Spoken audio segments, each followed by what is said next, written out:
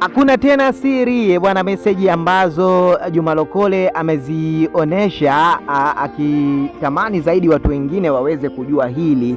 Sasa bwana, zimewafikia wadau na kila mmoja ameacha kinywa chake wazi, yaani ili kila mtu anakuja kuamka akishangazwa na hiki ambacho kimetokea.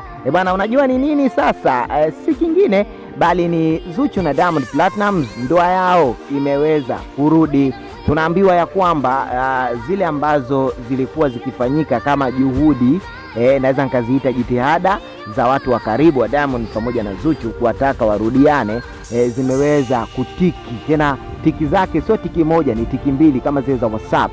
Sasa Diamond pamoja na Zuchu walionekana kwenye kurasa hii ya front kabisa ambayo nimekuwekea hapo wakichati, na hiyo ni screenshot ambayo Juma Lokole aliweza kuipata na kuwavujishia wambea wengine wote kwamba Diamond pamoja na Zuchu bwana, niliwaambia hawa watu muda si mrefu watarudiana. Huaga wanakosana tu mara kwa mara, kitu ambacho kipo na tumekuwa tukiona mara nyingi Diamond na Zuchu kugombana, na si wao tu, hata mahusiano ya watu wengine huwa yanatokea. So wao pia kama binadamu wanakosana na kuwa na mabifu, lakini katika njia za tofauti na kwa muda ambao kila mmoja anakuwa amecool, kwa sababu muda time ndio inaamua kila kitu, basi huwa wanawekana sawa na everything inaendelea kuwa poa.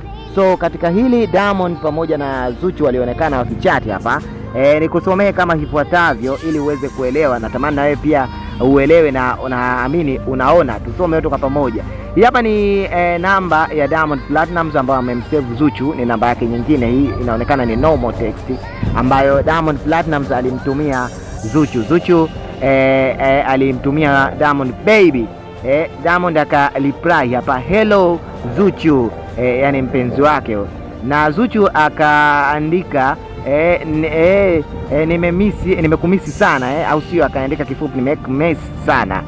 Diamond Platnumz akamwambia mimi pia, na akamwekea emoji ya love hapa.